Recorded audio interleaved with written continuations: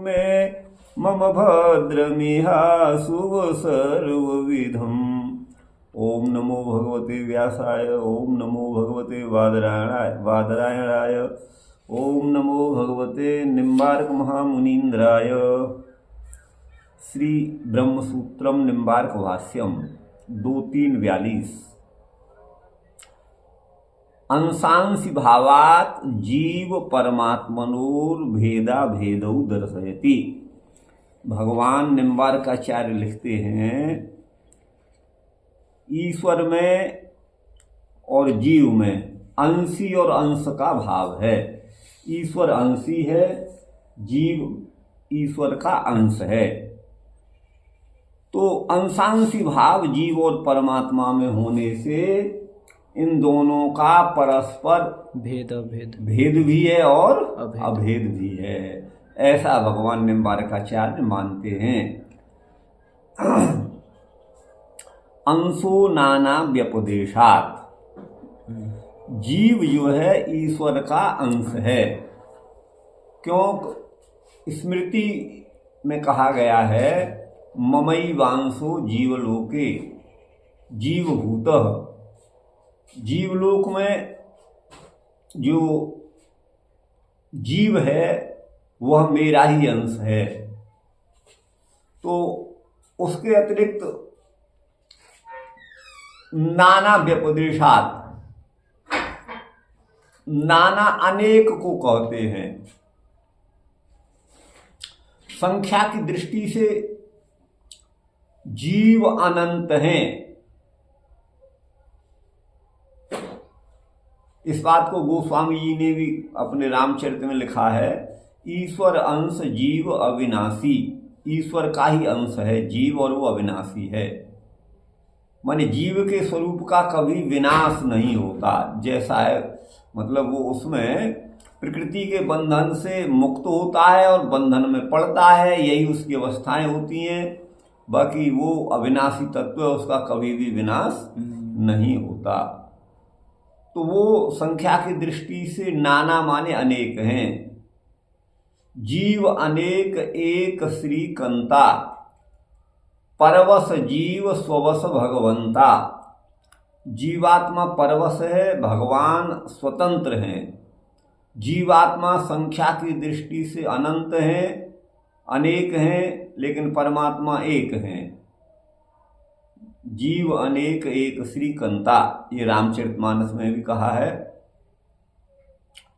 तो अंशो नाना व्यपदेशात, जीव परमात्मा का अंशवत है, अंश के समान है। जैसे समुद्र की एक बूंद को ले लो और उसके भी टुकड़े कर दो, एक बूंद के भी, तो बहुत सबसे जो छोटा अंश, ऐसा आप कल्पना कर सकते हैं, उस तरह से है। लेकिन वस्तुतः कोई ऐसा उदाहरण नहीं है जिससे हम परमात्मा और जीवात्मा के अंशी और अंश भाव का निरूपण कर सकें। क्योंकि लोक में हमारे द्वारा अनुभव में आने वाले समग्र जो पदार्थ हैं वो सावयव ही हैं, प्राकृत ही हैं। लेकिन जीवात्मा और परमात्मा दोनों ही अप्राकृत हैं और निरवयव हैं। तो सावयव वस्तु के दृष्टांत द्वारा निरवयव वस्तु को समझाने का प्रयास भर किया जाता है।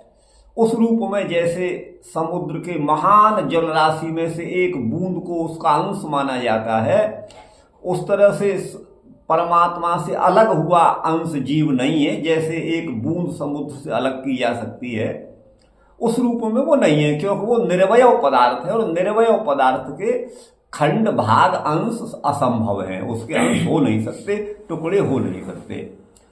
और यदि ये मान भी लिया जाए कि परमात्मा से ही सारे जीव निकले हैं, तो जहां जहां से जीव निकले उतने उतने छेद परमात्मा के उसमें हो जाएंगे, तो ये संभव नहीं है। तो वो तो अंश एवं अंश, माने एक परमात्मा सर्वव्यापक है और उसकी तुलना में जीवात्मा अणु परिमाण वाला है। अणु तो एक कहा है, बाकी उससे भी सूक्ष्म परिमाण वाला है। तो इसी रूप में जीवात्मा को परमात्मा का अंश कहा गया है। और वो नाना माने अनेकत्व का भी व्यपदेश माने कथन है। जीव अनेक हैं, ये श्रुति से भी सिद्ध होता है और स्मृति से भी सिद्ध होता है। भगवत गीता में कहा, ये यथा माम प्रपद्यन्ते, ये बहुवचन है, जो जीव मेरा जैसे भजन पूजन करते हैं, तो वैसे ही बहवो ज्ञान तपसा पूता मद भाव मागता। यहाँ जीवों के लिए बहुत का निर्देश है, इसलिए जीव नाना है और वो परमात्मा के अंश एव हैं, अंश तुल्य हैं।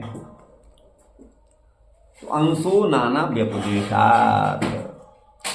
बोले अन्यथा चापि, चापि माने और भी, अन्यथा माने इसके विपरीत भी।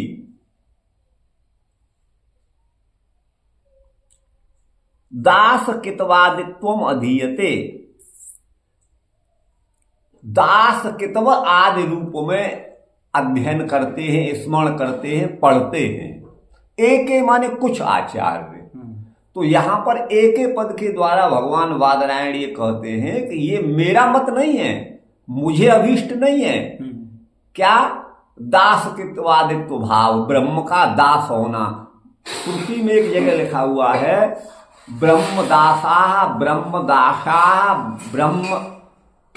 ब्रह्मैव कितवाः, ये लिखा हुआ है, ध्यान दीजिएगा।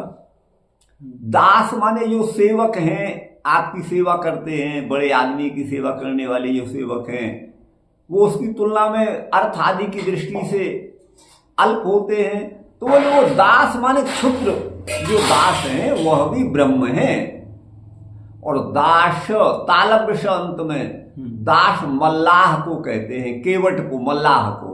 मोरे केवट माने मल्लाह भी ब्रह्म है, ब्रह्म दासा ब्रह्म कितवाह, ऐसा कहते हैं। कितव ब्रह्मदासा ब्रह्म कितवा।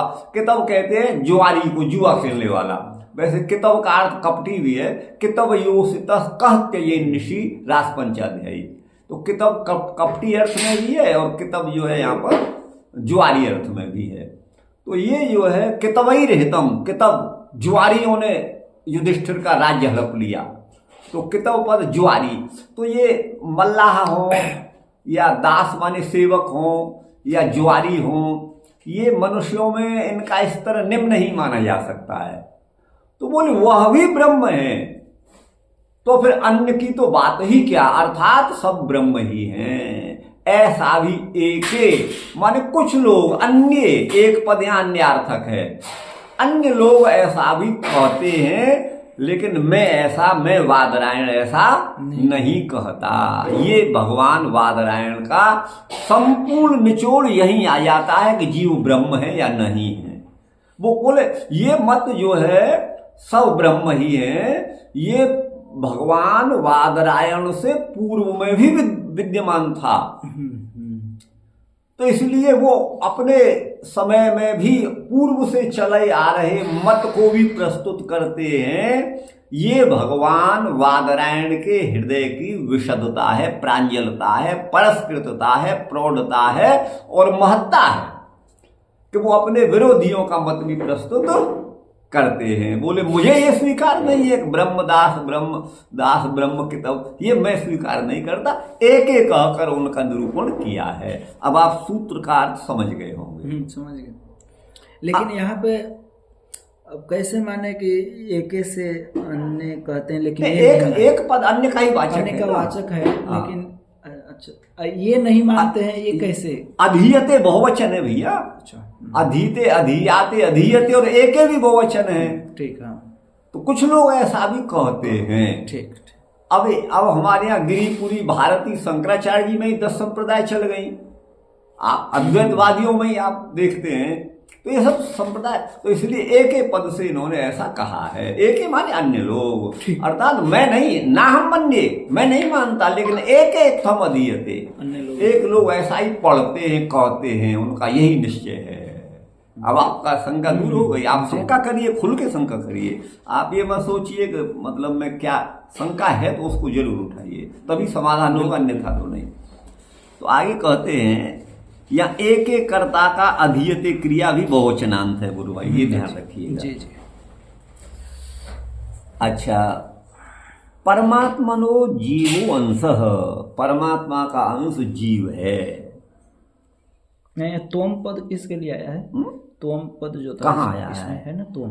कहीं तुम नहीं है, दास कितवादित्व। अच्छा हम कहें तो बोले परमात्मा का अंश जीव है। बोले तुमने कहाँ सुना देखा? तो निम्बार्काचार्य भगवान कहते हैं ज्ञाज्ञौ द्वा वया वीसा नेशौ इत्यादि भेद व्यपदेशात्। माने दो अजन्मा हैं, दो अजन्मा, अजौ। यहाँ पर है तो तीसरा भी अजन्मा प्रकृति भी, लेकिन यहाँ दो की चेतन की चर्चा है। द्वावजौ, दो अजन्मा हैं जिनका कभी जन्म नहीं है, होता अर्थात जो अनादिकाल से जिनकी सत्ता है। उनमें से एक ज्ञ है, दूसरा अज्ञ है। ये उपनिषद वचन है जी। तो पुष्पा दीक्षित कैसे कह सकती है कि वो जीवात्मा भी आनंद स्वरूप ही है? कैसे कह सकती है? अज्ञ बताया जा रहा है। अज्ञान तो दुख का हेतु है ना, दुख का कारण है अज्ञान, दुख का। तो इसलिए और ये वचन निम्बार्काचार्य का नहीं, ये श्रुति का वचन है। तो ज्ञाज्ञौ, ज्ञ माने सब कुछ जानने वाला अर्थात सर्वज्ञ, ईश्वर ही, और अज्ञ माने अज्ञानी अथवा अल्पज्ञ। अल्पज्ञ ये जो है दो अज हैं। वो एक उनमें जो ज्ञ है, ज्ञाता सर्वज्ञ है, वह तो ईश माने समग्र सामर्थ्य युक्त है। और दूसरा जो अज्ञ है वह अनीश सामर्थ्य विहीन है, उसकी अल्प सामर्थ्य वाला है। ईशानीशौ इति इत्यादि भेद व्यपदेशात्। यहाँ जीव और ब्रह्म के भेद का व्यपदेश माने व्यवहार श्रुति में किया गया है, इसलिए जीव ब्रह्म का अंश ही है।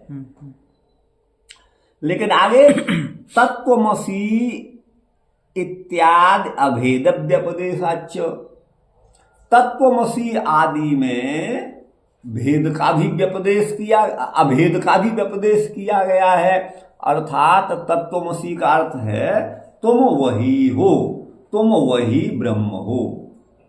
तो यहां पर मैं यह जो अर्थ कर रहा हूं, ये मैं अपना अभिमत नहीं कर रहा हूं, ये निम्बार्काचार्य की दृष्टि से और सर्वलोक प्रसिद्ध जो अर्थ है उसकी दृष्टि से कर रहा हूं। मैं तो अपना तत्वमसि का अर्थ अलग करूंगा। तो तत्वमसि गुरु शिष्य से कहता है कि तुम वही ब्रह्म हो, तुम भी वही ब्रह्म हो। तो गुरु को बताने की जरूरत क्यों पड़ी? वो इसीलिए पड़ी कि चिलवा भूल गया। चिलवा कौन है? कि ब्रह्म है, गुरु भी ब्रह्म है। तो ब्रह्म को उपदेश दे रहा है कि हे ब्रह्म, तू अज्ञानी हो गया है, तू भी ब्रह्म है, भूल मत, इस बात को समझ जा। अब मेरी समझ में यहां नहीं आता। तत्त्वमसि, तत् माने वह ब्रह्म, त्वम माने तुम, असि माने हो, तुम भी वही ब्रह्म हो जो वो ब्रह्म है। वही वो ब्रह्म तो जगत की सृष्टि आदि करने वाला है, संहार करने वाला है, सबको धारण करने वाला है। सदाधार पृथ्वी द्यामुते माम कस्मई देवाय हविषा विधेम। उस परमात्मा पर ब्रह्म ने सारे विश्व भुवनों को धारण कर रखा है। हमसे तो 10 किलो का पत्थर भी नहीं उठाया जाता वही। अब हम कैसे कह दें हम पृथ्वी को धारण करने वाले ब्रह्म हैं? तो इससे बड़ा अज्ञान हमें कुछ और नहीं लगता। जो जीव को ब्रह्म माना जाए, इससे बड़ा ज्ञान हमें कुछ नहीं लगता। तो तत्वमसि इत्यादि में अभेद का व्यपदेश भी किया गया है, जबकि अभेद का व्यपदेश नहीं है, यहाँ भेद का ही व्यपदेश है। इस बात को हम आगे कहेंगे, लेकिन हम निम्बार्काचार्य की दृष्टि से यहाँ कह रहे हैं, अन्य आचार्यों की दृष्टि से कह रहे हैं तुम वही ब्रह्म हो। यहाँ पर जीव और ब्रह्म का ऐक्य अभेद निर्देश भी है, इसलिए दोनों जीव और ईश्वर भिन्ना भिन्न हैं, भिन्न भी हैं और अभिन्न भी हैं। अब पीछे अथर्वणिका, और अथर्ववेद के अध्येता कहते भी हैं। क्या कहते हैं? अथर्ववेद में क्या कहा गया है? ब्रह्मदासा ब्रह्मे इमे कितवा इति ब्रह्मणो दास कितवा कितवादित्व मधीयते। अब ये अन्य माने एके माने जो अथर्व वेद में ऐसा लिखा हुआ है, आथर्वणिक उपनिषद में लिखा हुआ है, अथर्व से संबंधी उपनिषदों में लिखा हुआ है कि दास माने मल्लाह भी ब्रह्म ही हैं और दास माने सेवक भी ब्रह्म ही हैं और इमे कितवा ब्रह्म, ये जुआरी भी ब्रह्म ही है। इति ब्रह्मणो ही दास कितवादित्वम, है ना, ब्रह्म का दास कितव आदि से अध्ययन करते हैं, ब्रह्म का अध्ययन दास कितव आदि के रूप में करते हैं, माने यह भी ब्रह्म है। तो ये जो है यहाँ पर आत्मैकत्व की सिद्धि होती है, ये ब्रह्म ही है, ब्रह्म से अलग नहीं है। तो जरा इसको बंद कर दीजिए, धुआं आ रहा है, धुआं आगच्छति। कोई बात नहीं, अच्छा आपको दिक्कत नहीं है? अभी तो नहीं है, लेकिन भाई आप अग्नि जला देना, धुआं आ रहा है। हाँ हाँ, तो आगे ये तो इसका अर्थ हो गया गुरु भाई। तो अब यहाँ देखिए, ये इसमें लिखा है, सबसे बड़ी व्याख्या मैंने इसी की लिखी है, बल्कि और इसमें जोड़ूंगा, अभी 2 पेज 1 पेज और जोड़ूंगा। अंशः माने जीव ईश्वर के अंश तुल्य है, नाना व्यपदेश अर्थात जीवों के अनेकत्व का व्यपदेश माने शास्त्र में निर्देश होने से, अन्यथा चापी और अन्यथा भी एके माने कुछ आचार्य, दास कितवादित्वम मल्लाह माने केवट ज्वारी आदि के रूप में भी अधीयते माने पढ़ते हैं। ठीक है ना गुरु भाई? जी जी। तो अब यहां पर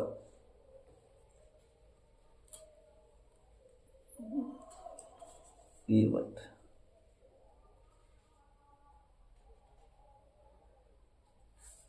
इसके रूप में भी पढ़ते हैं। जीव को शास्त्रों में ईश्वर का अंश कहा गया है। ममई वांसो जीवलोके सनातन, जीवलोक में जीवात्मा जो कि सनातन माने नित्य है, मुझ ईश्वर का ही अंश है। श्रुति में भी पादों से विश्वाभूतानी अर्थात समस्त भूत ईश्वर के एक अंश तुल्य हैं। एक जीव की तो चलाई क्या, सारे जीव मिलकर के पादों से विश्वाभूतानी, तो ये वेद का हमने दिया है।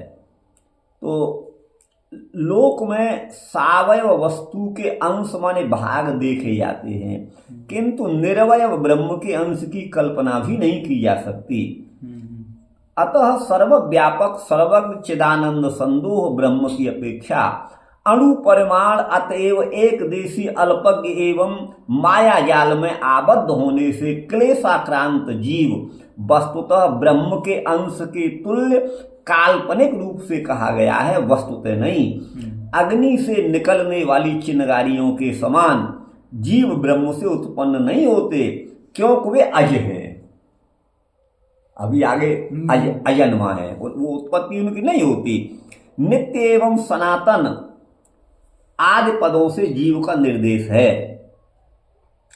चिंगारी रूप से जीव के कथन में यही तात्पर्य है कि जो दाहकता या प्रकाशकता अग्नि में है, उसकी अपेक्षा अति न्यून दाहकता या प्रकाशकता चिंगारियों में है। अर्थात अनंत चिंगारियों की तुलना में प्रज्वलित अग्नि अत्यंत सामर्थ्यवान है। आप समझ रहे हैं गुरु भाई? जी। तो अतः समस्त लोकांतर ब्रह्म के अंश तुल्य हैं। ये है यहाँ पर गुरु भाई, है ना जी। अग्नि की चिंगारी अग्नि के से पृथक स्थान में गिरती हैं। ध्यान दीजिएगा, जहां अग्नि नहीं है, हवा के वेग से उधर छिटक करके चिंगारियां गिरती हैं। लेकिन सर्वव्यापक ब्रह्म में से पृथक कोई स्थान है ही नहीं है, तो फिर कहां जिससे निकल कर वो गिरेंगी। आप समझ गए ना? ब्रह्म तो सर्वव्यापक है, गिरती हैं। जहां ब्रह्म से पृथक जीव निकले, अतः ब्रह्म से जीव उत्पत्ति सर्वथा असंगत है और न उस तरह के अंश ही संभव हैं। ठीक लिखा है गुरु भाई? जी जी। नाना व्यपदेशात अनेकत्व के कथन से जीव अनंत असंख्य हैं, अर्थात प्रतिदेह भिन्न हैं।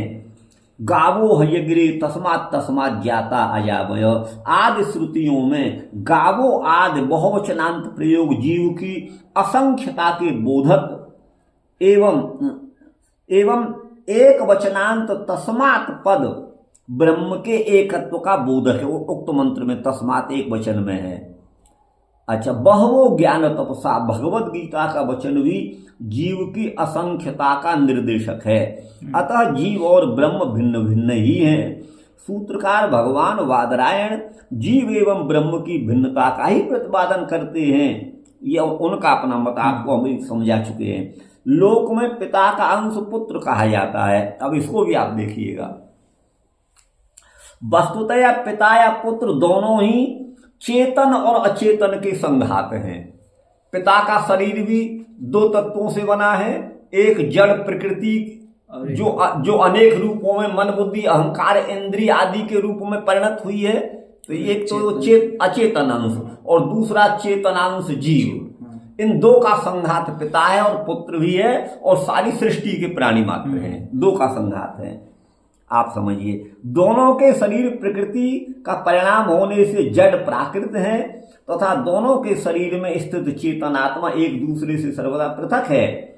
पिता की आत्मा का अंश पुत्र की आत्मा कदापि संभव नहीं, क्योंकि दोनों ही आत्मा अनादि निधन होने से नित्य हैं। वो अनादि निधन है और तथा निर्वयव है। तथापि पुत्र को पिता का अंश केवल इसलिए मान लिया गया है कि पुत्र के शरीर की उत्पत्ति में माता पिता के देह का उपयोग होता है। संसार के समस्त देह त्रिगुण मूल प्रकृति से परिणत होकर के अस्तित्व में आते हैं। प्रकृति से ही परिणत होते हैं। द्वासुपर्णा संयोजा मुंडक 3:1 में जीव एवं ईश्वर को पृथक पृथक कहा गया है। जीव स्वरूप, पूरा मंत्र हम नहीं लिखे विस्तार की वजह से, ये तो प्रसिद्ध मंत्र है। द्वासुपर्णा संयोजा सखायु, आप देख रहे होंगे, दो वचनांत है। अगर एक होते तो एक वचनांत होता, दो वचन है। स्वरूपतः एक दूसरे से भिन्न है तथा स्वरूपतः ईश्वर से भी भिन्न है, किंतु दोनों ही चेतन होने से अभिन्न कहे गए हैं। चेतन धर्म दोनों में समान है। ब्रह्म के समस्त जीवों में व्यापक होने के कारण ब्रह्म के समस्त जीवों में ब्रह्म समस्त जीवों में व्यापक है। इसलिए जीव ब्रह्म की अभिन्नता प्रतिपादक वचन भी शास्त्र में उपलब्ध होते हैं। क्योंकि जहां जहां जीव है ब्रह्म तो सब जगह है, तो वहां ब्रह्म भी है। तो दोनों में भेद नहीं है। दोनों में जैसे दूध में पानी मिला तो आप उसे कैसे अलग करेंगे, नहीं कर पाएंगे। जहां दूध है वहां पानी है, तो दोनों अभिन्न हो गए। आप ऐसा मानिएगा, अभिन्न है। अर्थात चेतन जीव एवं अचेतन प्रकृति में ब्रह्म व्याप्त है। अतः अभेद कथन उपपन्न होता है। श्रुति में ब्रह्म को जीवों का पिता एवं माता कहा गया है। त्वम ही नः पिता बसो त्वम माता शतक्रतु बहुवित। ये ऋग्वेद 8:98-11। हे परमात्मन, तुम ही हमारे माता एवं पिता हो। यह संबंध नियम नियामक ज्ञाता ज्ञेय अंश अंशी पुत्र पिता आदि के रूप में कहा जा सकता है। पिता भगवान है, हम उसके पुत्र हैं। संबंध दुष्ट माने दो के ऊपर आधारित रहता है। संबंध के दुष्ट होने से जीव व ईश्वर को पार्थक्य का बोधक भी, जीव एवं ईश्वर की पृथकता का बोधक भी उक्त मंत्र है। क्योंकि संबंध जो है वो दो में होगा, एक का एक से तो होगा नहीं। मैं मेरा न पुत्र हूं न मैं मेरा पिता हूं। पिता हूं तो पुत्र की अपेक्षा से, पुत्र हूं तो अपने पिता की अपेक्षा से। भेद वास्तविक एवं अभेद काल्पनिक औपचारिक है, यूं समझिएगा। अभेद औपचारिक है, भेद वास्तविक है। यही भेदाभेद अथवा द्वैताद्वैत का रहस्य है। अब देखिए ब्रह्मदासा ब्रह्मैवेति कृतवा। दास माने केवट ब्रह्म है, सेवक ब्रह्म है तथा जुआरी, ये सभी ब्रह्म है। अब यह जिज्ञासा होती है, ब्रह्म है, यह ब्रह्म पद एक वचनांत तथा दास आदि बहुवचनांत हैं यहाँ पर। अतएव यह जिज्ञासा होती है कि दास आदि का ब्रह्म भाव किस प्रकार है। तो दासा में बहुवचन है। अभी मैंने अपना विचार प्रस्तुत किया है। क्या सभी दास माने केवट मिलकर के एक ब्रह्म बने हैं? क्यों, दासा में तो बहुवचन है। क्या सभी दास मिलकर के एक ब्रह्म है, या सभी दास आदि पृथक पृथक ब्रह्म है? यदि सभी ये मल्लाह भी ब्रह्म वो भी, तब तो ब्रह्म अनंत हो गए। और अथवा सबरे दास केवट मिलकर के एक ब्रह्म है, सबरे सेवक मिलकर के, सबरे ज्वारी मिलकर के एक ब्रह्म है, तो वो बात एक अलग हो गई। और अगर वो अलग अलग सब ब्रह्म है तो ब्रह्म में तो अनंतता दोष आ जाएगा। ब्रह्म तो बहुत सारे, एक ब्रह्म हो नहीं सकता फिर। आदि यदि दास मिलकर एक ब्रह्म है तो ब्रह्म को खंडित या अवयवी मानने का प्रसंग होगा। आप समझ गए ना? उपस्थित होगा, क्योंकि श्रुति विरुद्ध होने से यह स्वीकार नहीं हो सकता। श्रुति ब्रह्म को अखंड व निर्वय कहती है। और द्वितीय पक्ष में यदि सभी दास पृथक पृथक ब्रह्म है तो ब्रह्म के अनेकत्व का प्रसंग उपस्थित होगा। अतः यह भी वेद विरुद्ध है। क्यों? श्रुति क्या कहती है? अनेज देकम स्वधया तदेकम। वह परमात्मा स्वधा माने प्रकृति के साथ उस समय विद्यमान था। एकम पद का प्रयोग है। अनेज देकम, वह एक ब्रह्म के लिए एकत्व का निर्देश श्रुति करती है। श्रुतियों में ब्रह्म के एकत्व, श्रुतियां ब्रह्म के एकत्व की ही प्रतिपादिका हैं। दास आदि चेतन एवं अचेतन का संघात है। अचेतन शरीर उत्पत्ति एवं विनाश वाला होने से ब्रह्म नहीं होगा।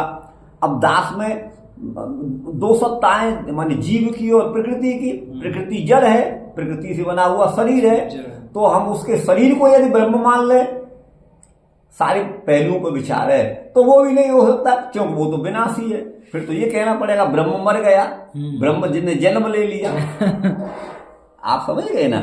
ब्रह्म नहीं हो सकता। तथा दास के देह में विराजमान चेतन आत्मा भी ब्रह्म नहीं होगा। यद्यपि चेतन जीव नित्य है, किंतु प्रतिदेह भिन्न होने के कारण असंख्य है। और ब्रह्म को नित्यों का भी नित्य तथा चेतनों का भी चेतन कहा गया है। नित्यो नित्यानाम चेतनश्चेतनानाम एको बहुनाम यो विदधाति कामान इत्यादि मंत्र है। अब ये मैंने जो लिखे हैं ना, अब ये मुझे याद है, अब ये किस श्रुति के हैं तो मैंने नंबर यहाँ नहीं दिया है, बाकी है प्रसिद्ध हैं, सब समझते हैं। आदि श्रुति नित्य माने प्रकृति एवं जीवों दोनों ही नित्य हैं। उन नित्यों का भी नित्य परमात्मा है। अनंत चेतन जीवों का भी चेतन ब्रह्म को कहती है श्रुति। साथ ही ब्रह्म के एकत्व तथा जीवों के बहुत्व का भी प्रतिपादन करती है। तो नित्यों में एक वचन है और नित्यानाम में बहुवचन है, जीव असंख्य हैं।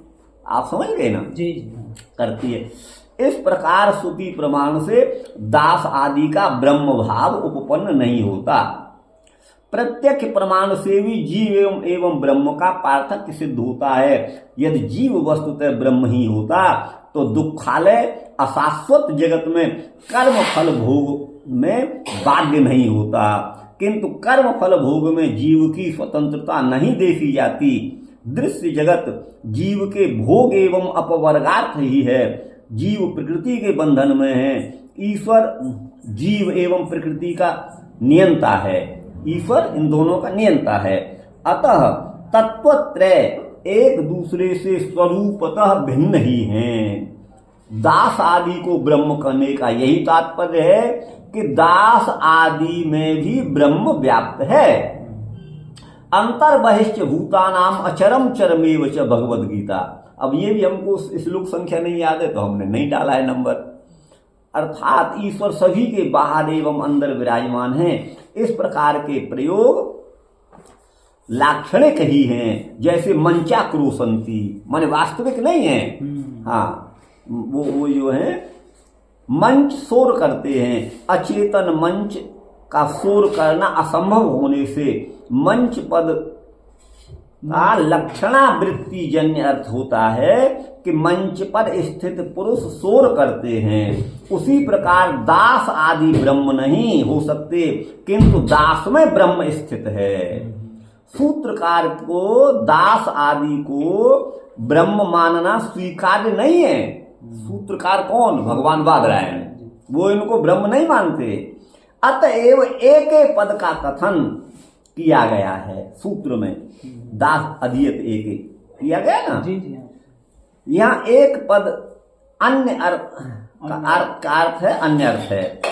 सर्वभूतेषु येनैकं भावमव्ययमीक्षते अविभक्तम विभक्तेषु तज्ज्ञानम विद्धि सात्विकम, भगवद गीता 18:20। जिस ज्ञान के द्वारा विभक्त समस्त भूतों में एक अविनाशी ब्रह्म को विभाग रहित समभाव से देखता है, उसको सात्विक ज्ञान समझो। अतः दास सेवक ज्वारी आदि में अखंड ब्रह्म व्याप्त है, दास आदि स्वयं ब्रह्म नहीं है। अब प्रसंगवश ऐसे श्रुति वाक्यों पर विचार करते हैं जिनको अद्वैतवादी आचार्य जीव या जगत को ब्रह्म बताते हैं। जिन वचनों से इन वाक्यों को महावाक्य कहा गया है। सर्वम खल्विदम ब्रह्म तज्जलानिति शांत उपासित, छांदोग्य 3:14-1।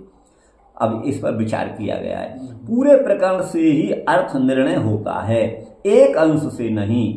इस श्रुति का तात्पर्य है कि खलुवन निश्चय ही इदम सर्वम ब्रह्म, सर्वम खलुदम ब्रह्म, यह दिखाई देने वाला समग्र विश्व अति विस्तृत है। ब्रह्म माने बड़ा, ब्रह्म माने विस्तृत, बड़ा। ये इतना ही नहीं कि वृंदावन और भड़तिया तक सीमित हो, ये तो बहुत बड़ा विश्व है। सर्वम खल्विदम ब्रह्म विस्तृत है। ब्रिंहु वृद्धौ धातु से निष्पन्न ब्रह्म शब्द यौगिक है, अति विस्तीर्ण जगत का विशेषण है। ब्रह्म या विशेषण है, न कि ईश्वर का वाचक है, क्योंकि आगे उस ब्रह्म का परोक्ष वाचक तत्पद प्रयुक्त है। क्यों? तज्जलानिति, ब्रह्म का वाचक वहां तत्पद है। सर्वम खल्विदम ब्रह्म, ये निश्चित ही सारा खलुवन, निश्चित ही सारा जगत बड़ा विस्तृत है। और इतना ही नहीं, चंद्रलोक में भी प्राणी है, सूर्य लोक में भी प्राणी है, आदित्य लोक में आप पढ़े होंगे उसमें न्याय दर्शन में। तो ये लोक लोकांतर, इस पृथ्वी सप्तद्वीपा वसुमती, इसलिए ये जगत बड़ा विस्तृत है। 14 भुवनों की कल्पना सुनी होगी आपने, कथन सुना होगा। अतः वाक्यार्थ होता है कि निश्चय ही यह विश्व बहुत बड़ा है और यह उस ब्रह्म से में उत्पन्न होता है, ब्रह्म में विलीन होता है तथा ब्रह्म में ही जीवित रहता है। पूरा मंत्र पढ़िए, तज्जलानी, क्योंकि ब्रह्म के लिए तत्पद कहा गया है और ब्रह्म के लिए इदम कहा गया है। इदम तो निकटस्थ वस्तु के लिए, समीपस्थ वस्तु के लिए इदम का प्रयोग है, माने यह ब्रह्म, यह बड़ा है। यह माने यह कौन है? निकटस्थ जगत। तो जगत में स्थित होकर हम कहते हैं कि यह जगत। तो इदम ब्रह्म के लिए इदम पद का प्रयोग है और अप्रत्यक्ष ब्रह्म के लिए तत्पद का, परोक्ष जो ब्रह्म उसके लिए तत् का प्रयोग है। तज्जलानीति, तत् माने उस ब्रह्म में ही उत्पन्न होता है, ब्रह्म में ही जीवित रहता है और ब्रह्म में ही लय को प्राप्त होता है। तो यहाँ इदम पद और तत्पद का भेद जरा बुद्धि से सोचेंगे तो उपनिषद के रहस्य का बोध हो सकता है। और आंख पे पट्टी बांध के भेड़ चाल से चलेंगे तो यथार्थ बोध नहीं होगा। और थोड़ा इसको समझा दीजिए। अरे सर्वम खल्विदम ब्रह्म, इदम खलु, पुरोदृश्यमान यह जो जगत है वो निश्चय ही बहुत बड़ा है। सर्वम खल्विदम ब्रह्म तज्जलानिति शांत उपासित, और ये ब्रह्म तत्व माने यह जगत, तत्व माने उस ब्रह्म से, जो माने उत्पन्न होने वाला, और ल माने उसी में लय होने वाला, और अनिति माने उसी में जीवित रहने वाला है। इसलिए शांत भाव से ब्रह्म की उपासना करनी चाहिए। ये इसका अर्थ है गुरु भाई। अब देखिए, ब्रह्म के लिए तो तत्पद है गुरु भाई, और विश्व के लिए इदम पद का प्रयोग है, सर्वम खल्विदम ब्रह्म। तो यही इसका अर्थ है, आपको बता दें। आप समझ गए ना? ये है, उत्पन्न होता है। अतः शांत भाव से, अतः शांत भाव से ब्रह्म की उपासना करनी चाहिए। उपासना के प्रकरण में यह मंत्र कहा गया है। उपासक एवं उपास्य का भेद स्पष्ट सिद्ध होता है। ये मंत्र, हाँ, अभी बताऊंगा। अतः जगत ब्रह्म का, अतः अतः जगत का ब्रह्म होना सर्वथा असंगत है, अर्थात जगत ब्रह्म नहीं हो सकता। यदि नश्वर दृश्य जगत को ब्रह्म मान भी लिया जाए तो ब्रह्म रूप जगत की उत्पत्ति एवं विनाश के साथ संगति नहीं बैठती है। इसलिए ब्रह्म का अर्थ यहाँ पर विस्तृत ही है, क्योंकि यहाँ ब्रह्म, फिर तो ये जगत ब्रह्म है तो इसकी तो उत्पत्ति बताई गई है। तज्जलानी थी, उसी में उत्पन्न होने वाला, तो क्या ब्रह्म उत्पन्न होता है? इसकी संगति बैठाओ आप। जरा भी बुद्धि होगी जिसने संप्रदाय का चश्मा फेंक दिया होगा वो तो यही कहेगा कि ब्रह्म की उत्पत्ति नहीं होती, ब्रह्म की ना लय होता है। आप समझ रहे ना? उनके अनुसार हम माने तो ब्रह्म को, ये सब ब्रह्म ही है, और ये जो उससे उत्पन्न, ब्रह्म उत्पन्न होने वाला बताया गया है, ब्रह्म विनष्ट होने वाला बताया गया है, इनकी कहाँ संगति बैठेगी? इसलिए सर्वम खल्विदम ब्रह्म का जो भ्रामक प्रचार हमारे समाज में हुआ है, इसने बहुत बड़ी हानि हमारे यहाँ की है, आपको बता दें। और ये जो है व्यक्ति इसी भाव में आकर के पता नहीं क्या क्या बड़े बड़े गंदे भी कर्म कर बैठता है, और ये सब नहीं होना चाहिए। मैं समझता हूँ सत्य जो है सभी के सामने आना ही चाहिए गुरु भाई, मेरा ये कथन है। आगे इसमें लिखते हैं, ये मंत्र कौन सा यहाँ पर? देखिए कौन सा, यहाँ जो था ना ब्रह्म की उपासना करनी चाहिए, उसके बाद यहाँ जो लिखा ये है ना, तज्जलानी थी शांत उपासित, ये तो मंत्र हो गया। हाँ, और क्या है? ये क्या लिखे हैं? ये जगत ब्रह्म होता तो उसकी ये हाँ, ये भी मैंने लिखा है। ये क्या, हाँ, ये क्या लिखा है? यदि यह जगत ब्रह्म होता तो उसकी उत्पत्ति स्थिति एवं प्रलय का वर्णन असंगत ही कहा जाएगा। वो तो बहुत बहुत स्पष्ट बात है। ब्रह्म उत्पत्ति आदि से रहित है तो उसकी उत्पत्ति और विनाश ये संभव नहीं है। ये है। आगे बोलो भाई। जी जी। तो ये तो हुआ सर्वम खल्विदम ब्रह्म।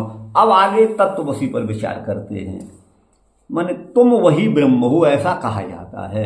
वो ब्रह्म भी खूब भैया भुलक्कड़ है जो भूल गया कि मैं ब्रह्म हूं, फिर उसको दूसरा ब्रह्मा के बता रहा है कि तू ब्रह्म है। तो ये सारी बात ब्रह्म है तो फिर वो भूल कैसे गया? तत्वमसि का विवेचन किया जाता है। अच्छा, लोक प्रचलित अर्थ के अनुसार तुम माने जीव, तत् माने वह ब्रह्म हो, असि माने हो। यदि जीव ब्रह्म ही है तो उसे यह बताने की क्या आवश्यकता है कि तुम ब्रह्म हो? क्या ब्रह्म अपने को भूल गया है? यदि हाँ तो यह कैसी ब्रह्म की सर्वज्ञता जो अपने को भी नहीं जान पाए, दूसरों को कैसे जानेगा?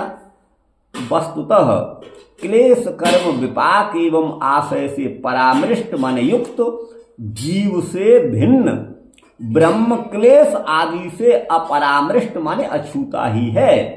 अतः जीव कदापि ब्रह्म नहीं हो सकता। ब्रह्म सूत्र 4.4.17 में भगवान शंकराचार्य ने मुक्त जीव को भी ब्रह्म से पृथक स्वीकार किया है। अतः तत्वमसि का प्रकरण संगत अर्थ यह है। हम तो भगवान शंकराचार्य के अनुसार कह रहे हैं, हम उनका खंडन नहीं कर रहे हैं।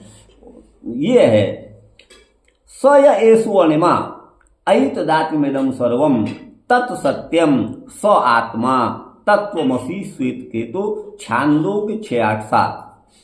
महर्षि उद्दालक अपने पुत्र श्वेत केतु को उपदेश देते हुए कहते हैं कि यह जो अणु परिमाण जीवात्मा है, स य एषो अणिमा, एक एक पद का समझिए, यह सब जगत इस जीवात्मा के भोग और अपवर्गार्थ ही है। ऐतदात्म्यमिदं सर्वम मन अर्थात आत्मा माने जीवात्मा के उपयोग के लिए ही होने से। यहाँ जो 100 पद है मंत्र में, इसका क्या? वह यह जो अणिमा है। अच्छा, अणिमा।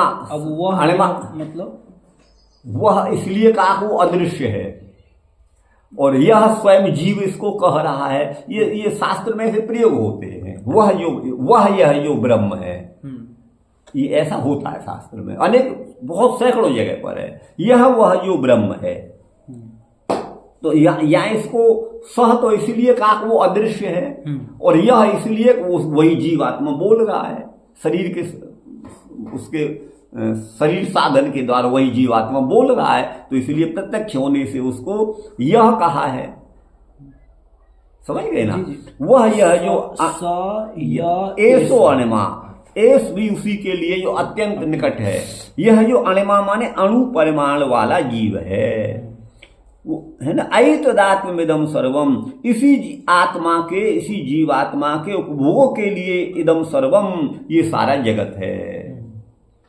तत्सत्यम, वह अणु परिमाण वाला जीवात्मा सत्य माने अविनाशी है, और वह उसका नाम है आत्मा, स आत्मा।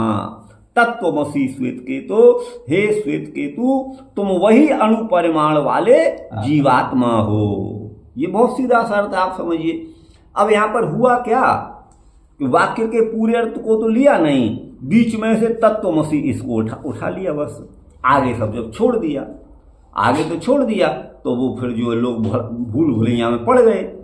तो ये इसका अर्थ है, तुम वही अणु परिमाण जीव हो, परमात्मा अणु परिमाण वाला नहीं हो सकता, आप समझिएगा। बिल्कुल। और न यह जगत परमात्मा के उपभोग के लिए है, वो तो भोग रहित है, वो तो केवल दृष्टा है, साक्षी चेता केवल निर्गुणश्च। अच्छा, वही है गुरु भाई, यह जो अणु परिमाण वाला जीवात्मा है, यह सब जगत इस जीवात्मा के भोगापवर्गार्थ ही ऐतदात्मविदम। वह अणु परिमाण वाला जीवात्मा सत्य माने अविनाशी है। हे श्वेत केतु, तुम वही आत्मा हो। ब्रह्म सूत्र 4.4.8 में स्वयं श्री शंकराचार्य मुक्त जीव से पृथक बद्ध जीव को मानते हैं, इसलिए जीवों के अनंत भेद हो गए।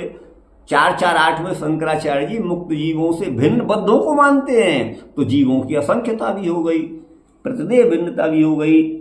तथा प्राकृत यथा प्राकृत संकल्प विलक्षणत्वाद मुक्त संकल्पस्य, मुक्त पुरुष का जो संकल्प है वो प्राकृत माने प्रकृति के बंधन में, शरीर के बंधन में बंधे हुए जीव से विलक्षण होता है मुक्त का संकल्प।